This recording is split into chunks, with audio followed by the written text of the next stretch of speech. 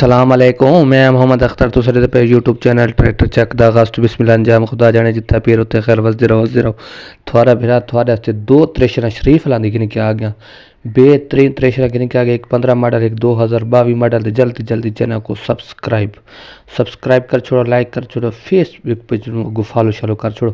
बाकी त्रेशर मुकम्मल तुम देखनी कंडीशन देखनी थोड़े सामने 2015 से टिक कर मुकम्मल गिद्दी खड़ी शरीफ बाबे दी बड़ी साफ सुथरी त्रेशर लैन ते वीडियो मुकम्मल ले इंशाल्लाह तो कीमत ही सारे सा लोकेशन दे सारे सा तुम चेक करो तसल्ली नाल। ये थोड़े सामने 2015 मॉडल त्रेशर दे पे साफ सुथरी त्रेशर है, बिल्कुल मुनासिब कीमत होने वाली है। बाकी त्रेशर चेक करे सो कंडीशन थोड़े सामने लोग थोड़े सामने त्रेशर फार सेल है 2015 मॉडल है। बैक साइड चेक थी पी बैक साइड पिछले स्टिकर भी गिद्दी खली है। डबल त्रेशर जल सो चाले 104 कटर दे विच बिल्कुल साफ त्रेशर है, बिल्कुल स्टिकर ताई पूरी खली हर चीज़ पूरी गिद्दी खली। बाकी तुसें कंडीशन देते पे शरीफ लांदी है त्रेशर फार सेल है। बाकी तो को दूसरी भी दिखा रही ने ये त्रेशर की कीमत भी दसा रही ने तो चंगा लगे तो लाजमी आके चेक करके गिन सकते वे। कंडीशन थोड़े सामने लोग थोड़े सामने ये चेक करो भाई थोड़े सामने 2015 मॉडल बिल्कुल मशीन बिल्कुल साफ है। स्टिकर ताई तुस दे पे तो त्रेशर की कीमत हो दसन वाला कीमत बिल्कुल मुनासिब थी वाली त्रेशर तुस चेक करके दी ते कीमत भी इंशाल्लाह मुनासिब हो सी।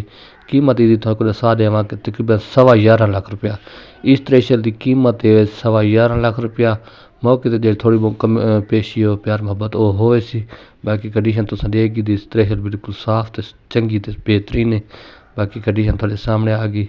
इस साइड चेक कर दूसरी साइड भी चेक करा दें।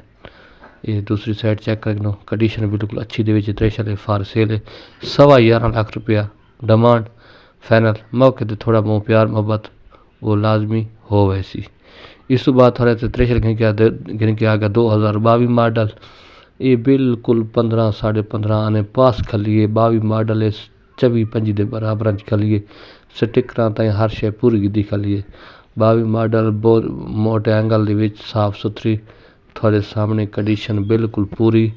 तो ये त्रेशर फार सेल है जिस भाई पास है लाजमी रबता करके आके गिन सकते। कंडीशन बिल्कुल चंगी है।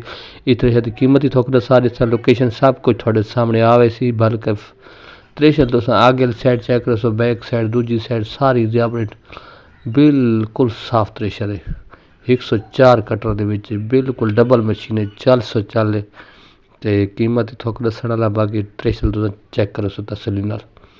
ये बैक साइड चेक करो सो बैक साइड बिल्कुल साफ हालत है अपने परनाले का रंग भी उन्हें खला 24-25 के मुकाबले की खली बिल्कुल 24-25 मुकाबले खली। बाकी तो कंडीशन तुस देखी दी बिल्कुल साफ त्रेशर है।